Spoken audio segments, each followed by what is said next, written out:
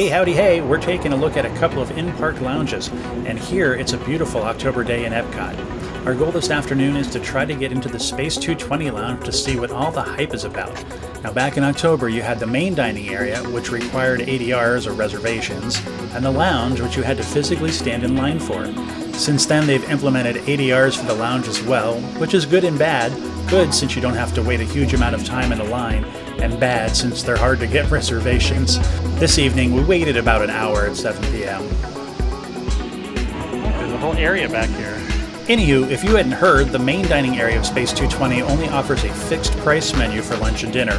However, if you're dining in the lounge, you can order either the fixed price menu or anything from the lounge menu. Hello. Okay. This is a great way to go if you just want to take in the atmosphere and have a couple of drinks. Yeah. Look what they have at Space220. USB ports. Now it's time to board the Stellarvator. Keep in mind it doesn't actually go anywhere, it just rumbles a bit. Welcome aboard the Stellarvator. In just a few moments, you'll be on your way up to Space220 aboard the Centauri space station. The Stellarvator. Enjoy the ride. Yeah. I got it. SV2, you are cleared for launch. Initiating in 3, 2, 1. Lift off.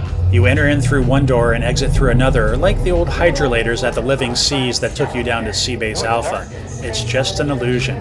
But a nice touch is that the visuals and audio reflect the time of day to make it seem, you know, real.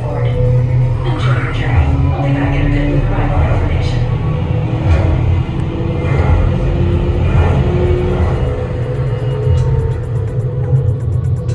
SV2, we're on our final approach. Roger that. If you look above, you'll see Centauri space station coming into view. Once we dock, gather your belongings and exit through the open airlock. A Space220 agent will be waiting for you. It's quick, we're there. SV2 cleared for arrival.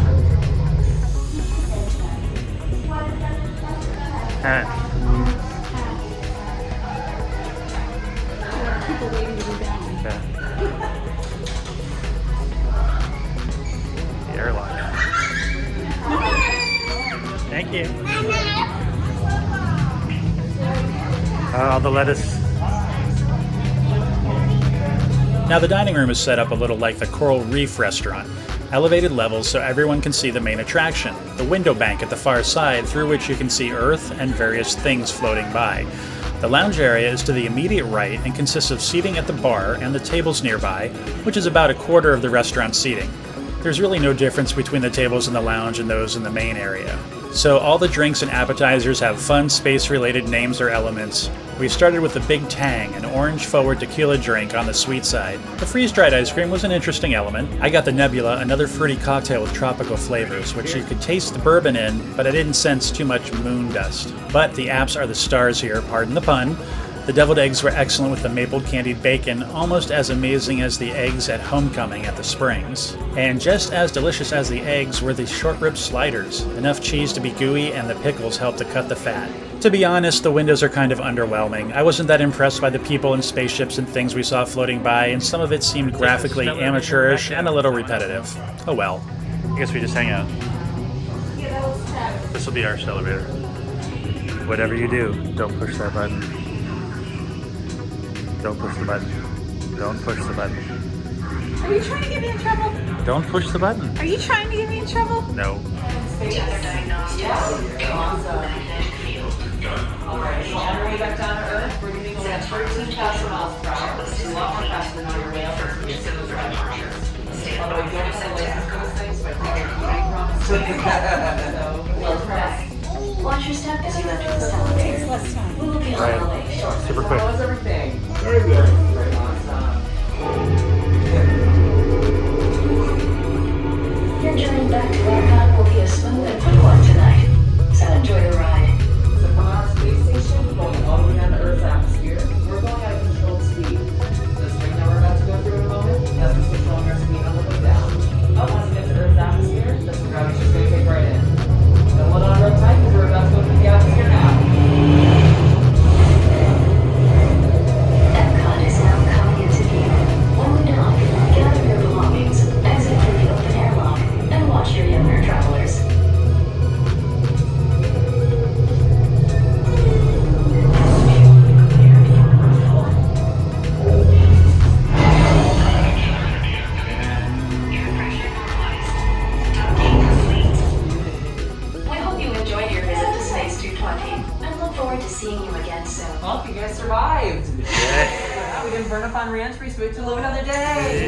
And now we're off to the Animal Kingdom and the Nomad Lounge. As you head toward the Tree of Life, you'll bear left and walk toward Pandora. After Pizzafari, you'll discover Tiffins on your right, and past the main entrance is the lounge entrance. Here they use the waitlist system on the app, but you can also walk up and see if they have any openings. Sure, they have a beautiful air-conditioned indoor space, but our favorite place is out on the porch. Comfy seats, you're out of the sun, and if you're lucky, you get a great view of the bridge to Pandora for people watching. Of course, the drinks are fun and the names are African-themed. Most of them are fairly tropical and fruity, but everything we've had there is always satisfied. And obviously they have a full bar as well as wine and beer if none of the fanciful drinks interest you. The food section of the lounge menu isn't extensive, but everything on it is always excellent. This sweet corn soup was smooth, and lobster makes it extra decadent, plus the fun presentation. The menu changes occasionally, but there's always something with tuna in it. This dish was delicious with the addition of mushrooms plus the cabbage kimchi. I finished off with one of my favorites, the Lamu libation with the floater of 151 rum. Yum! So definitely give the Space220 Lounge and the Nomad Lounge a try. You never know who you'll see floating by.